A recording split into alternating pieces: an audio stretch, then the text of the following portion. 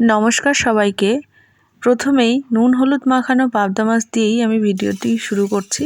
আর এদিকে কড়াইয়ের মধ্যে দেখো তেলও গরম হয়ে গেছে পাবদা মাছগুলোকে ভাজার জন্য। এই মাছগুলো অনেকটাই বড় সাইজের ছিল, ভিডিওতে সেরকম বোঝা না গেলেও সামনাসামনি অনেকটাই বড় ছিল। আর পাবদা মাছ যেহেতু ফুটতে থাকে তেলের মধ্যে দিলে, সেই জন্যই আমি ঢেকে ঢেকে ভেজে নিচ্ছি। পুরো কড়াইটা দেখো দুটো মাছই ভর্তি হয়ে গেছে, অনেকটাই বড় সাইজের ছিল। মাছগুলোকে আমি একদম লাল লাল করে ভেজে নেব। সমস্ত মাছ আমার ভাজা হয়ে গেছে। ওই তেলের মধ্যেই আমি দিয়ে দিলাম জিরে ফোড়ন। বলতেই ভুলে গেছি, আজকে আমি করব পাবদা মাছের ঝাল। আমি কি করে করি সেটা তোমরা দেখো।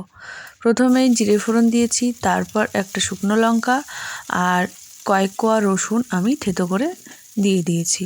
কিছুটা ভেজে নেওয়ার পরে এর মধ্যে আমি আগে থেকে পেঁয়াজ কুচি করে রেখেছি, সেটা দিয়ে দিলাম। এবারে আমি পেঁয়াজগুলোকে ভালো করে ভেজে নিচ্ছি। আর শীতকালে এই পাবদা মাছের ঝালের মধ্যে যদি ধনেপাতা কুচি করে দেওয়া হয়, তার স্বাদটা একদম অন্য সময়ের তুলনায় দ্বিগুণ বেড়ে যায়।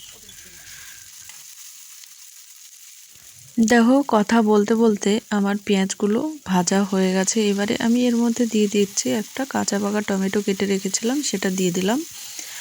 আর এই টমেটো আর পেঁয়াজটা যাতে ভালো করে আরও গলে আসে, সেই জন্য আমি সামান্য পরিমাণ লবণ এর মধ্যে দিয়ে ভালো করে আবারও কিছুক্ষণ ভেজে নিচ্ছি।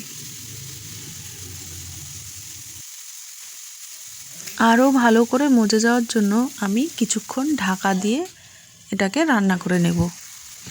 দেখো 5 মিনিট পর অনেকটাই গলে এসেছে। এরপর আমি একে একে গুঁড়ো মশলাগুলো দিয়ে দিচ্ছি। প্রথমে আমি দিয়ে দিলাম জিরে গুঁড়ো, তারপর হলুদ গুঁড়ো, সামান্য পরিমাণ লাল লঙ্কার গুঁড়ো, একটু আদা ছাঁচা, আর এর মধ্যে দিয়ে দেব স্বাদ মতো লবণ, দিয়ে আবার ভালো করে কষিয়ে নেব। এবারে একটু ভালো করে কষিয়ে নিচ্ছি।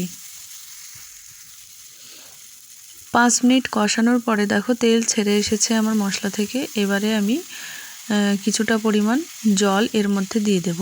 খুব বেশি দেব না, কারণ এগুলো যাতে পেঁয়াজ টমেটো এগুলো যাতে ভালো করে গলে যায়, তার জন্য আমি কিছুটা পরিমাণ জল দিয়ে আর তার সঙ্গে চেরা কাঁচা লঙ্কাগুলো দিয়ে আমি 5 মিনিট মতো আবারও ঢেকে রেখেছিলাম। দেখো, এবার ভালো করে সব সেদ্ধ হয়ে গেছে। এবারে আমি গ্রেভির জন্য এর মধ্যে পরিমাণ মতো জল দিয়ে দেব। পাবদা মাছের এই ঝালটা বা যে কোনো মাছের ঝালই এক একজন এক এক রকমভাবে রান্না করে, এক একজনের হাতের রান্নার স্বাদও এক এক রকম হয়। আমি যেভাবে রান্না করি আজকে তোমাদের আমি সেটাই দেখিয়ে দিলাম। এবারে আমি গ্রেভির জন্য পরিমাণ মতো জল দিয়ে দিলাম। ঝোলটা ফুটে আসলেই এর মধ্যে আমি আগে থেকে ভেজে রাখা মাছগুলো দিয়ে দেব।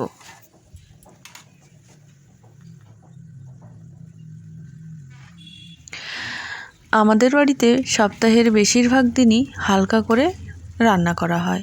কাঁচা লঙ্কা চেরা দিয়ে একদম খুব কম মশলায় রান্না করা হয়, কিন্তু মাঝে মাঝে এই রকম রান্নাগুলো খেতে অবশ্যই ভালো লাগে।